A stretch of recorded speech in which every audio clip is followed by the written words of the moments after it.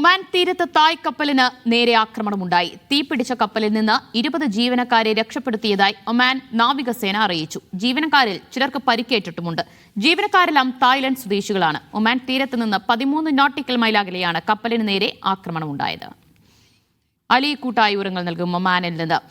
അലി, തായ് കപ്പലിന് നേരെയാണ് ഒമാൻ തീരത്ത് വെച്ച് ആക്രമണം ഉണ്ടായത്. ഇപ്പോൾ കപ്പലിലുള്ളവരെയൊക്കെ രക്ഷപ്പെടുത്തിയോ? എന്താണ് വിവരങ്ങൾ?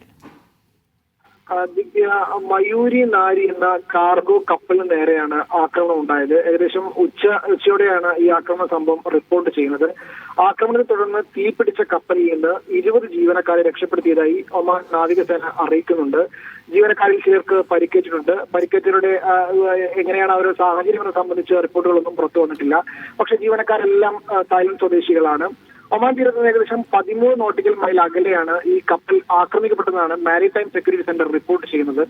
സംഭവത്തെ തുടർന്ന് കപ്പലിന്റെ പ്രധാന എഞ്ചിൻ മുറിയിൽ തീപിടുത്തം ഉണ്ടായതായും ഇത് കപ്പലിന് വലിയ രീതിയിലുള്ള ഒരു തീപിടുത്തത്തിലേക്ക് പോയതായും റിപ്പോർട്ടിൽ സൂചിപ്പിക്കുന്നുണ്ട്.